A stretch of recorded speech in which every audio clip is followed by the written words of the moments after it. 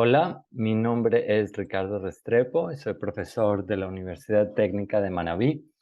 Y estamos acá para explorar la naturaleza de la libertad, el libre albedrío, la relación con la psicología y cómo puede ser que podemos tener libre albedrío si es que lo podemos tener, dado que existen leyes naturales, leyes de la física, historia que no podemos cambiar, hay una estructura causal del universo que se ejemplifica tanto en el ámbito de la física como en el ámbito de la psicología. Y normalmente pensamos que somos libres, que hacemos lo que hacemos porque decidimos, porque es algo que viene de nosotros.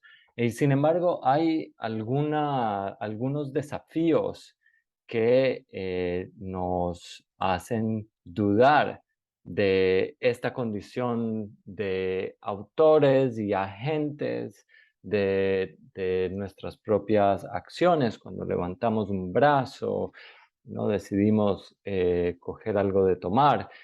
Parece que es una actividad completamente libre, que hemos decidido y actuado completamente libremente, pero sin embargo tenemos que ver cómo puede ser que estas acciones pueden ser libres, si es que pueden ser libres, dado que las leyes de la física, mecanismos causales, incluso psicológicos, aplican no solamente fuera de nuestra propia cabeza, sino que operan dentro de nuestra propia cabeza y cuando la exploramos vemos un cerebro que opera de acuerdo a los mecanismos del electromagnetismo y de cómo los potenciales eléctricos se transmiten y comunican alrededor del cerebro. Entonces, ¿cómo puede ser que estamos decidiendo nosotros, dada esta red causal en la que nos insertamos?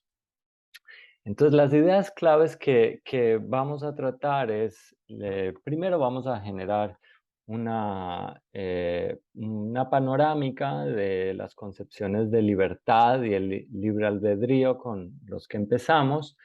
Vamos a ver algunos desafíos psicológicos a la existencia del libre albedrío, algunos desafíos físicos al libre albedrío, y algunas posiciones filosóficas frente al libre albedrío y la responsabilidad moral, que es algo que nos da mucho sentido en la vida, el ser libres y responsables por nuestras acciones. Muchas veces es definido el libre albedrío justamente como ese tipo de poder o libertad que fundamenta nuestra responsabilidad moral sobre las acciones que tomamos, ya que si las acciones que tomamos son como el clima, del cual no hay nadie que sea responsable del mismo directamente, de una tormenta en particular, simplemente son mecanismos físicos que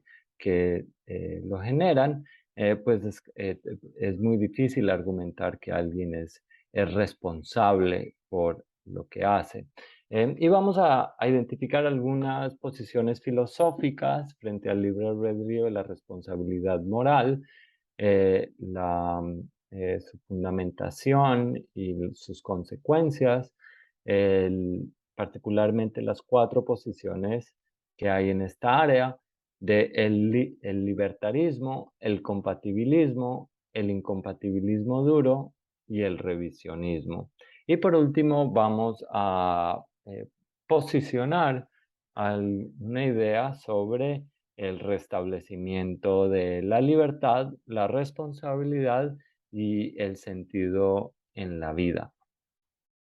Entonces, cuando pensamos en la libertad, uno de los ejemplos más importantes es cuando hablamos de la libertad de movimiento, ¿cierto? Entonces, podemos abordar esta concepción em, concibiendo cuando no somos libres. Entonces, por ejemplo, si nos restringen nuestro movimiento, es una restricción a nuestra libertad. Cuando si somos encarcelados, estamos privados de nuestra libertad. Vemos un pájaro, ¿no? La diferencia de un pájaro versus que está volando, que vuela libremente, versus un pájaro que está en una jaula. Podemos identificar que hay una diferencia notable entre el pájaro que está en la jaula versus el pájaro que vuela libremente. Y también cuando salimos a hacer deporte, estamos montando en bici, vamos a explorar, es algo que evidentemente es ejemplo de una libertad de movimiento que es paradigmática de la libertad. Y lo vemos también, por ejemplo, cuando pensamos en un caballo que está trotando, corriendo, digamos, ociosamente, como le venga, como le plazca en la naturaleza, y pensaríamos que este es un movimiento libre. Y como podemos ver en este sentido, estamos incluyendo no solamente a sujetos libres de la especie humana, sino que podemos ver que este tipo de libertad aplica también para especies no humanas. Otro tipo de concepto central en el ámbito de la libertad es lo que tiene que ver con la libertad de pensamiento y expresión, que también tenemos una forma paradigmáticamente negativa de verlo cuando tenemos con el ejemplo, por ejemplo, de la Inquisición, que no dejaba a las personas pensar por sí mismos, de adoptar la religión que deseen o no adoptar una religión, criticar a la iglesia, criticar al poder, a un gobierno, hacer investigación científica que a veces resultaba en teorías que van en contra de los postulados del poder de la iglesia en su momento. Ahí tenemos, por ejemplo, a Copérnico, que ponía a la Tierra no en el centro del universo, sino incluso simplemente otro planeta girando alrededor del Sol. Em, eh, Podemos ver en la imagen a John Stuart Mill, uno de los grandes pensadores a favor de la libertad de pensamiento, investigación y expresión, que tiene que ver mucho con poder ser quienes auténticamente somos, con buscar la verdad independiente de injerencias que traten de controlar nuestra mente. Y otro ejemplo paradigmático sería hoy en día el caso de Julian Assange, que su pensamiento, investigación ha revelado grandes crímenes de Estado por parte de Estados Unidos, es la libertad de expresar la verdad, que es el fundamento de la libertad de prensa, sería otro ejemplo de un tipo de libertad que defendemos y que de hecho está codificado en los instrumentos internacionales de derechos humanos, al igual que la libertad de movimiento, aunque como sabemos, en este caso estos derechos no siempre están garantizados. Julian Assange, por ejemplo, no, está siendo fuertemente perseguido, lleva años en lo que en efecto es encarcelamiento, privado de libertad, torturado por haber revelado crímenes de Estado por parte de Estados Unidos, al igual que, como podemos ver en el caso de Copérnico, también tuvo que lidiar con la persecución de la Iglesia por haber revelado lo que las investigaciones sustentaban. Eh, Otro concepto clave en el ámbito de la libertad es pensar en la libertad como nuestra capacidad de ser autores de nuestra propia vida, ¿no? Entonces ahí está quizás ejemplificando ello Gabriel García Márquez, de Vivir para contarla, de diseñar nuestra vida, ser arquitectos de nuestra vida, de poder expresarnos como más nos sentimos auténticos, de planificar nuestra vida y realizarla. Y aunque sabemos que no lo controlamos todo, pues sí poder tener una vida que para nosotros hace sentido y que consideramos conveniente. Y nosotros nos movemos, como acá vemos a Gambito de Damas, no movemos las piezas en el tablero de ajedrez de la vida para construir esa vida y esas elecciones y esa elección de vida, pues la consideramos como libre. Y cuando nos restringen y nos quitan eso, pues somos menos libres, ¿cierto?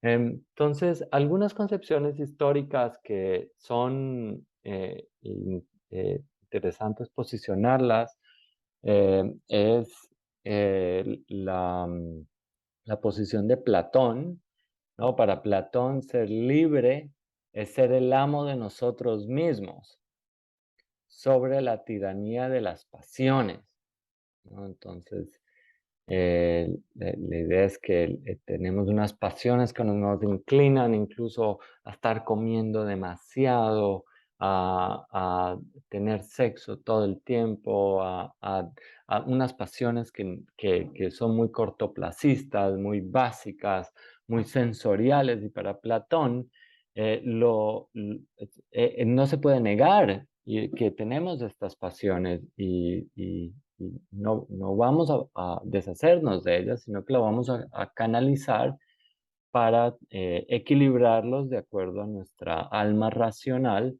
y podamos perseguir el conocimiento y el bien.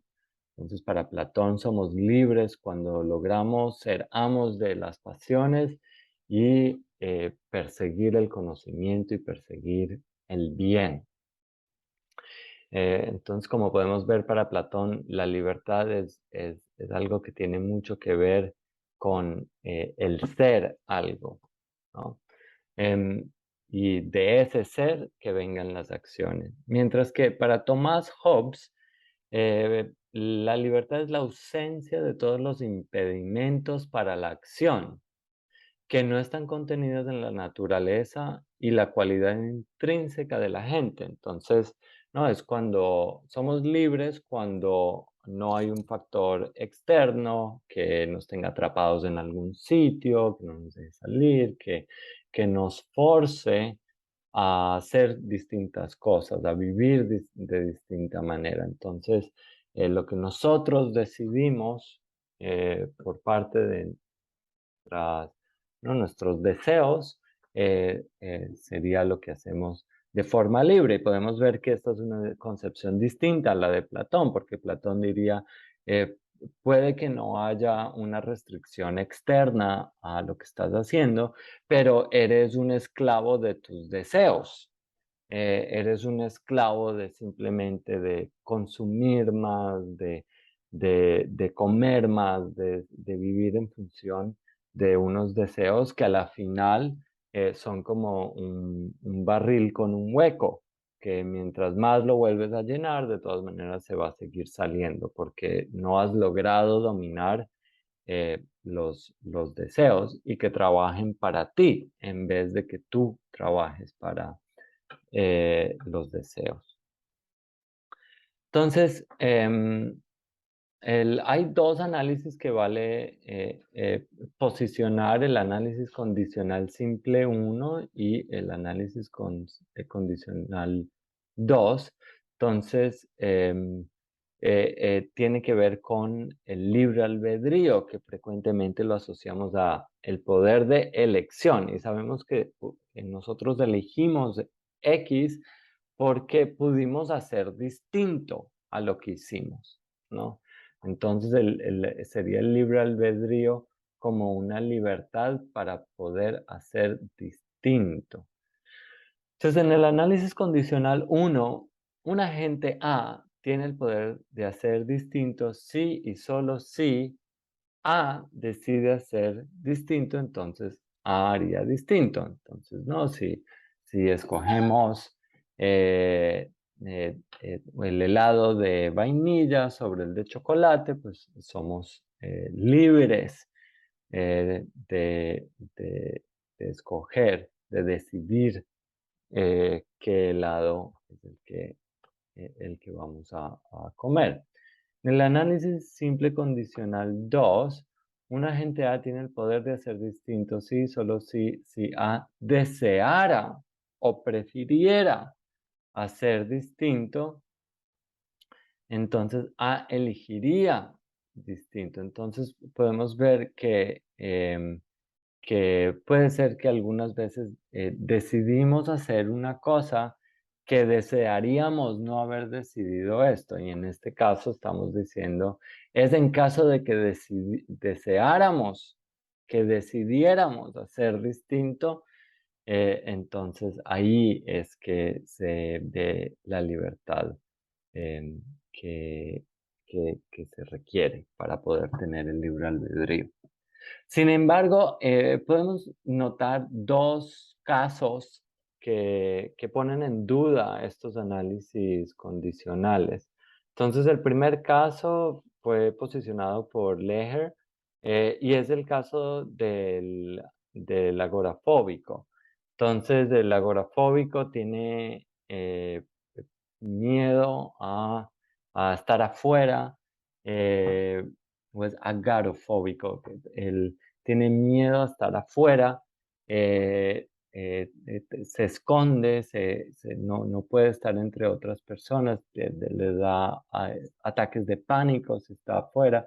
Entonces, él desea estar adentro y no estar afuera y decide estar adentro y esconderse y no estar afuera. Entonces, en este caso parece que se cumplen los análisis condicionales porque él em, eh, está decidiendo estar adentro en vez de afuera y desea y prefiere estar adentro en vez de afuera y hace consecuentemente. Sin embargo, pensaríamos que el agorafóbico está actuando realmente de forma no libre, tiene una condición psicológica que lo está forzando a, a preferir y desear y elegir estar adentro en vez de estar afuera.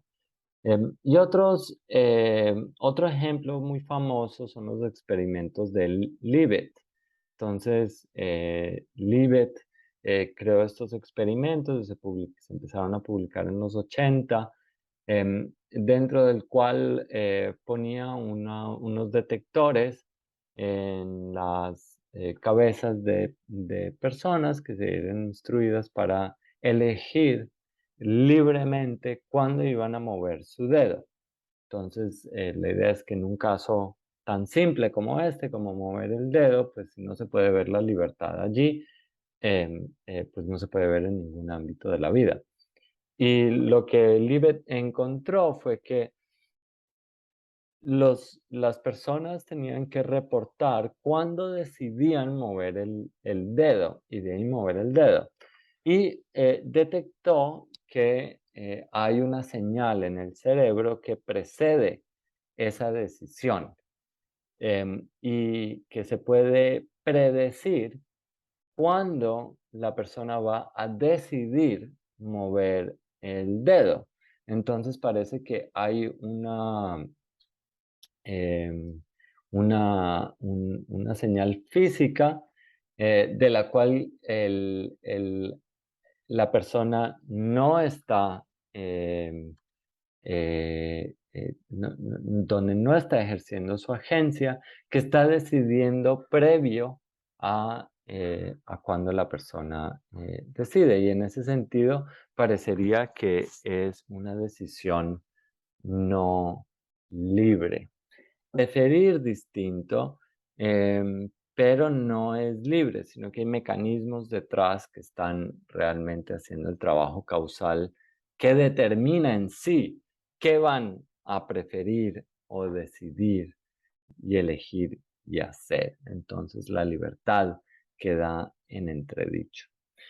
El análisis categórico y es como la libertad como poder o hacer distinto en el análisis categórico sería un agente A tiene el poder de elegir o hacer distinto en el momento T si y solo si fuese posible que, dada toda la historia de condiciones hasta T, A pudiese escoger o hacer distinto en el momento T. Entonces, dada todos los antecedentes, toda la historia causal que hay, el mundo es como lo puso Borges, como un jardín de caminos que se bifurcan y el agente está decidiendo libremente qué es lo que va a hacer, ¿no? Y juega en el tablero de ajedrez de la vida de forma libre, independiente de todos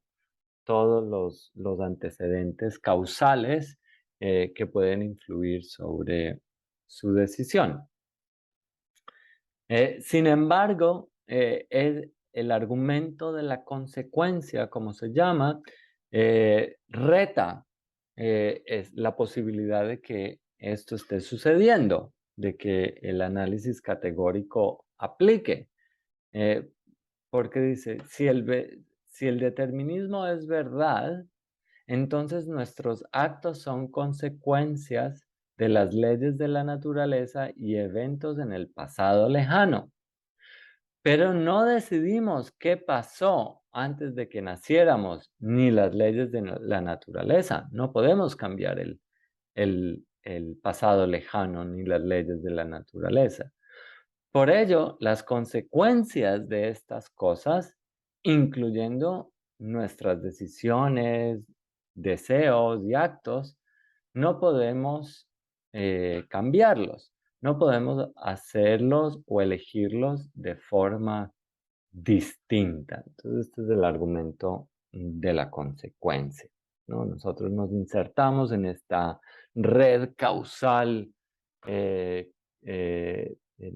del universo y básicamente somos un dominó más, ¿no? Que el rato que se empiezan a caer los dominós, llega a nosotros y la influencia de estas condiciones de la física y las leyes que aplican en el universo resultan en que se fijen nuestros deseos, elecciones, preferencias y acciones como consecuencia de todos estos antecedentes. Pero dicen los libertaristas, dicen las leyes de la naturaleza son probabilísticas. Entonces el libertarismo es la primera posición que estamos viendo en relación a este escenario problemático de ver cómo es que podemos ser libres en el universo. Dice, las leyes de la naturaleza son probabilísticas, así es la mecánica cuántica, e incluso cuando vemos las leyes, ¿no? En todos los estudios de los fenómenos sociales y psicológicos, todo es en probabilidades. Por lo tanto, nuestras acciones no están determinadas por la historia del universo, solo son una opción que claro, el universo nos entra y nos crea las opciones, los caminos que se bifurcan en el jardín de Borges, pero todas estas opciones son posibles, son posibilidades y las leyes de la naturaleza y las condiciones históricas simplemente permiten que nosotros elijamos dentro de ellas. Sin embargo, la probabilidad de nuestras decisiones y acciones está fijada por las leyes de la naturaleza y las condiciones históricas, las cuales no podemos cambiar, ¿no? Entonces, esas son probabilidades objetivas que son fijadas por condiciones que están fuera de nuestro control, que incluso empiezan a ser fijadas desde antes de que naciéramos y son leyes con las cuales, ¿no?, se viene formando y desarrollando el universo y que no podemos cambiar. Entonces, y nuestras acciones y decisiones coincidirían en frecuencia con las probabilidades objetivas fijadas por las leyes de la naturaleza y las condiciones históricas. Y esto sería demasiada coincidencia para creer que realmente coincide con que nosotros siempre elegimos de acuerdo a a las probabilidades objetivas del universo. Es una coincidencia increíble que nosotros, por nuestro propio libre albedrío, decidamos justamente de forma que coincide con las probabilidades objetivas de la física. Entonces, la objeción diría que no se ve ningún rol para la libertad del sujeto en causar su decisión o acción, que no sea simplemente la probabilidad dada por factores fuera de su control. Es decir, sería lo mismo con o sin libertad el universo, simplemente sería el desarrollo de estas probabilidades que ya están dadas por las leyes de la física y del universo. ¿Qué trabajo adicional está haciendo el agente y la libertad? Entonces, otra posibilidad, otra postura en este debate es el compatibilismo. Entonces, como bien señala su nombre, eh, y, y, eh, y a distinción del libertarismo que acabamos de ver, cuyos algunos de sus principales proponentes em, son Robert Kane y Randolph Clark. John Martin Fisher, que es el principal exponente del compatibilismo, junto con Daniel Dennett, dice, la libertad, aquella que es relevante para la responsabilidad moral, es compatible con el determinismo y el indeterminismo. Y se da cuando, entonces ahí vemos que es una postura similar a la de Hobbes, tiene una coincidencia con la de Hobbes. Se da cuando la persona que decide o actúa responde a razones o se identifica con sus decisiones o acciones. Entonces la idea es que justamente es cuando nosotros podemos razonar y somos sensibles a las distintas consideraciones que podemos ser agentes libres y generar acciones por las cuales podemos ser moralmente responsables. Entonces ahí tenemos el pensador de Rodin. Entonces esencialmente, dice John Martin Fisher, somos por supuesto agentes en el mundo físico, somos seres completamente naturales, pero hay estas cualidades psicológicas de ser sensible a razones, a consideraciones, eh, incluso morales, em, y que nos identifiquemos con las acciones, no estén fuera de nuestro carácter, no estemos actuando fuera de nuestro carácter, que estamos siendo libres y podemos ser moralmente responsables. También vemos allí a Carapaz, él, eh, ¿no? Para él evidentemente es parte de quién es montar en bicicleta y ser un atleta de alto nivel y está ejerciendo su libertad, ¿no? Él se identifica con ello. Entonces hay estos dos ámbitos, ¿no? Hay el ámbito de las razones y de la identificación con las acciones. Em, pero el compatibilismo se le pueden hacer algunas objeciones. Primero está el argumento del agorafóbico. Entonces el agorafóbico responde a razones y se identifica con lo que hace. ¿no? Él dice, soy agorafóbico, em, y tengo mis razones por estar adentro, tengo miedo de estar afuera. Sin embargo, su decidir no salir no es algo libre, pensaríamos, ¿no?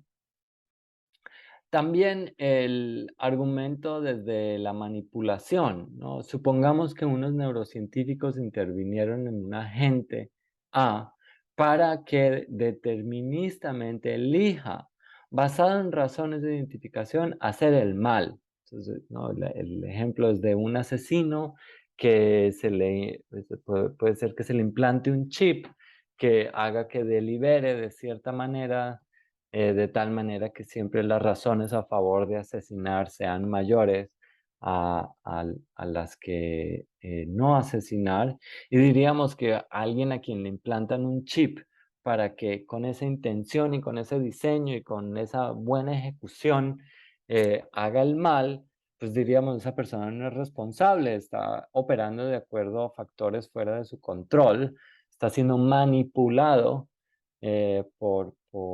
incluso podríamos ponerle un control que sea manejado por fuera y que el peso de las consideraciones estén manejadas por unos neurocientíficos desde su torre de control para ver cómo delibera la gente y que haga justamente, cometa el crimen.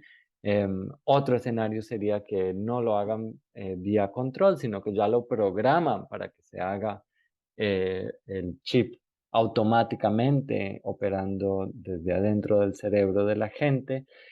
O también podría ser, el otro escenario es que tenga un conjunto de neuronas que operen exactamente como opera el chip, sino que fue hecho por la genética y las experiencias que forman esa parte del cerebro de la persona. Y diríamos, no hay ninguna diferencia entre ellos.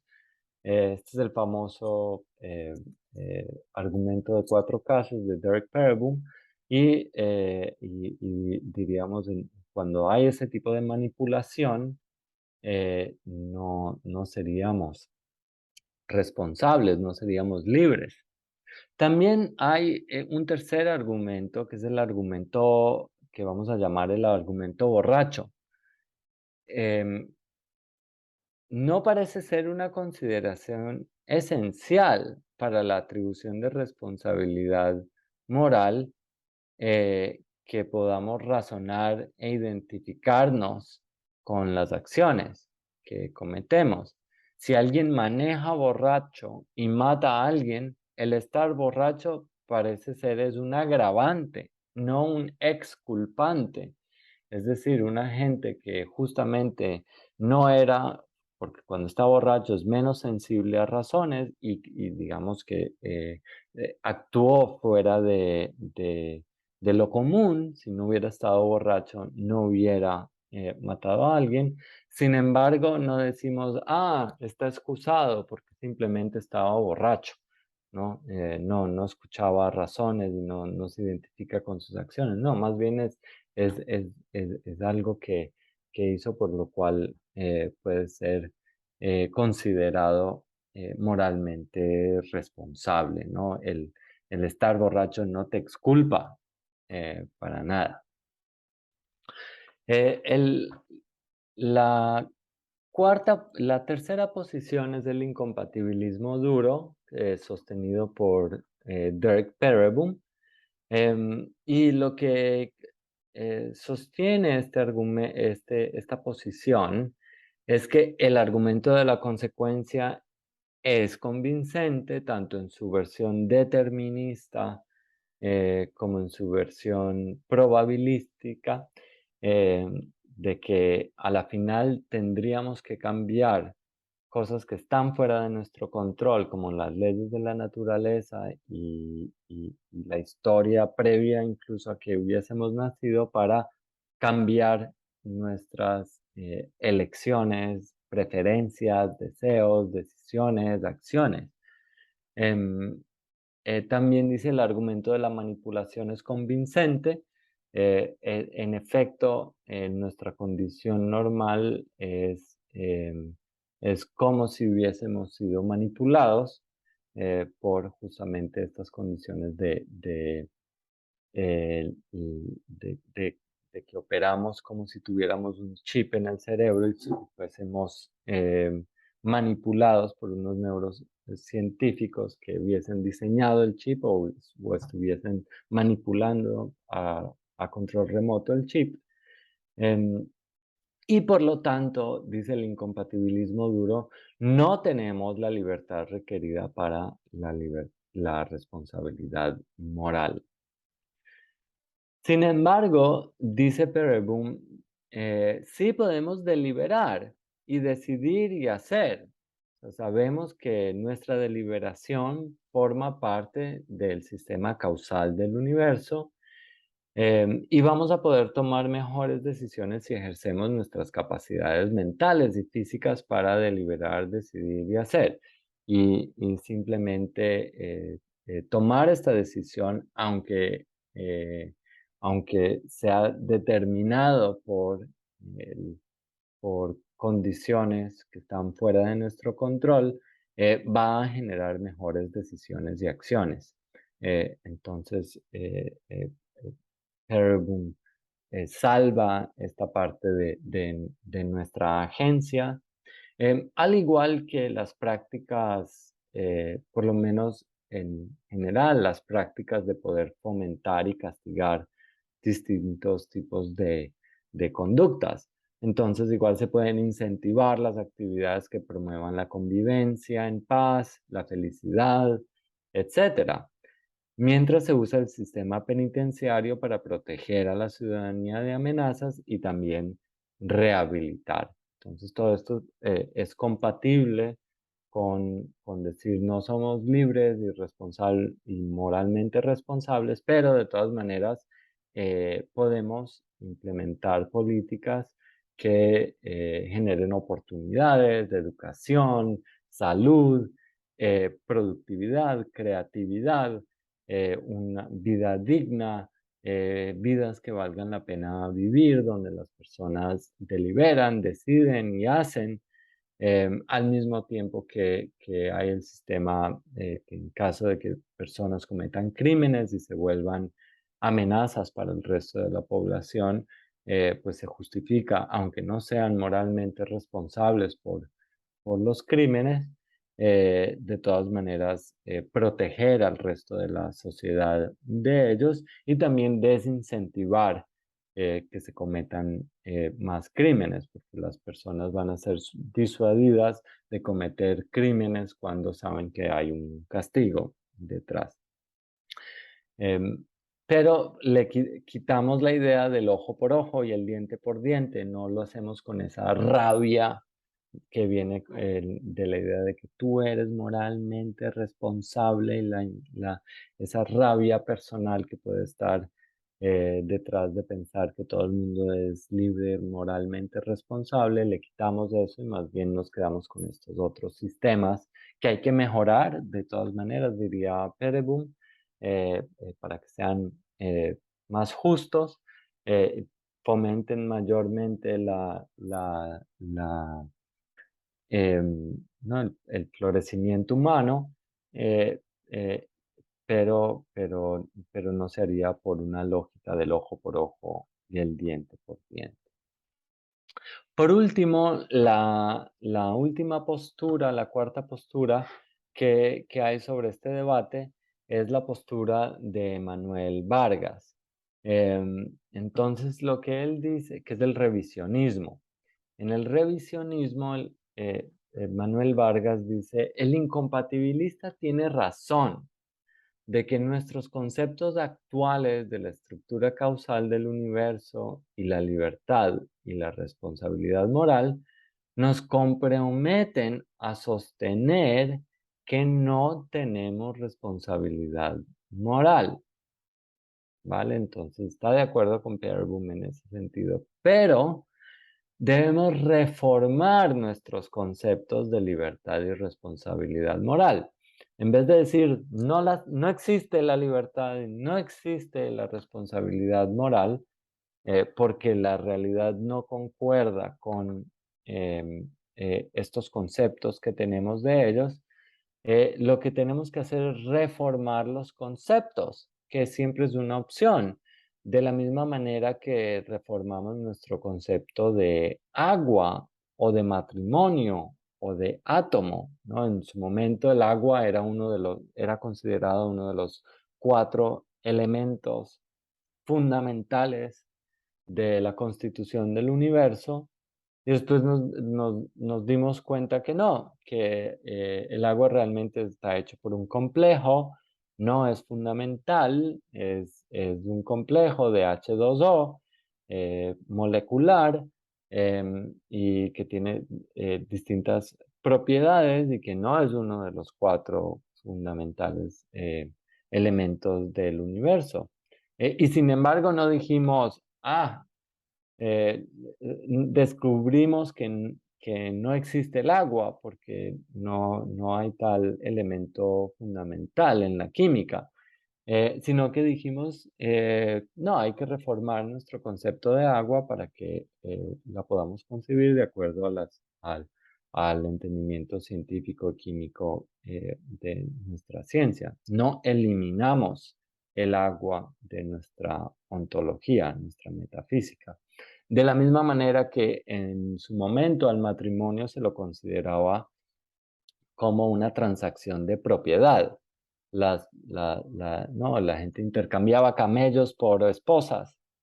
Y hoy en día tenemos un concepto distinto que tiene que ver con el amor, y no intercambiamos una propiedad, no compras una esposa, no es propiedad. Y hay que profundizar la idea del matrimonio como el compromiso de quererse, de darse cariño, de respetarse, de vivir una vida que florece juntos, ayudándose en equipo, con solidaridad y cariño y amor, y de construir un núcleo familiar con o sin hijos, pero la idea de ser familia. Esa idea sí que es todavía válida, aunque nos hayamos deshecho del concepto del matrimonio como una transacción de propiedad. Y de la misma manera teníamos el concepto de átomos, que era algo indivisible, ¿no?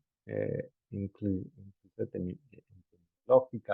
etimológicamente, el átomo es algo indivisible, y después hemos visto que los átomos sí se pueden dividir, y de ahí no dijimos, resulta que no existen los átomos, sino que más bien reformamos nuestro concepto de átomo para permitir esto que antes no concebíamos. Entonces, lo que propone Manuel es que tenemos que hacer un poco de ingeniería conceptual, tenemos que diseñarlo, porque para nosotros es importante el concepto de libertad, de responsabilidad moral, de florecimiento humano, y estructura muchos de los sentidos en la vida que tenemos. Entonces, él propone que la atribución de la libertad requerida para la responsabilidad moral se encaja en el sistema de responsabilidad. Y es un sistema diseñado para que criaturas como nosotros mejoremos nuestras acciones a la luz de consideraciones morales. Entonces, la capacidad en cuestión es la capacidad de autogobierno, la cual, como la capacidad de bailar merengue, tenemos aún cuando dormimos o a veces no aplicamos, ¿no? Entonces, cuando dormimos y sabemos bailar merengue, tenemos esa capacidad de bailar merengue. De la misma manera, alguien borracho, el agorafóbico, etcétera, en esos casos, pues no tiene la capacidad de autogobierno respecto a salir o no, em, eh, pero el borracho normalmente tiene la capacidad de autogobierno, eh, pero es responsable justamente por ello.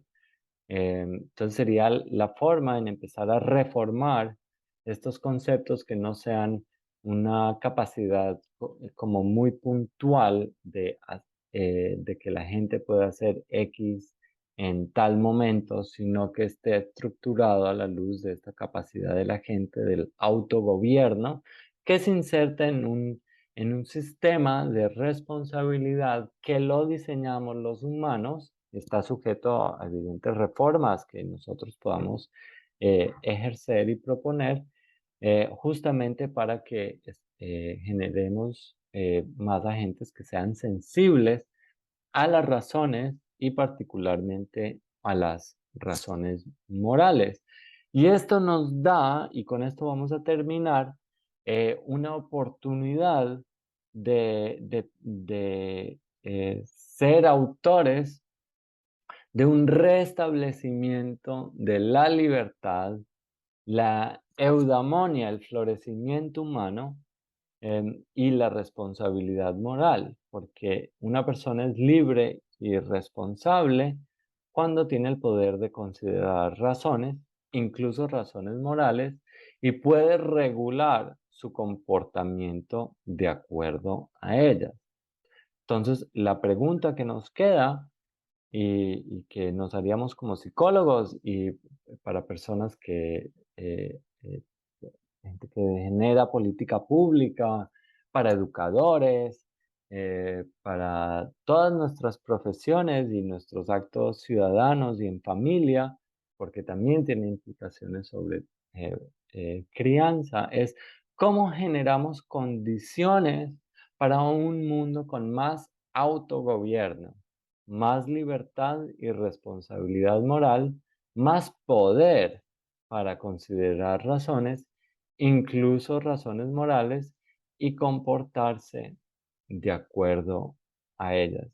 Esa sería la invitación que nos deja este diseño de ingeniería de un sistema de responsabilidad y una libertad que podemos diseñar en un mundo eh, físico, natural, que sabemos que hay muchas influencias y leyes que aplican, pero que de todas maneras nosotros somos agentes y decidimos y hay una clara diferencia entre ser prisioneros, tanto en el mundo material con unas rejas, como en el mundo psicológico, donde podamos vivir una vida que no sea feliz.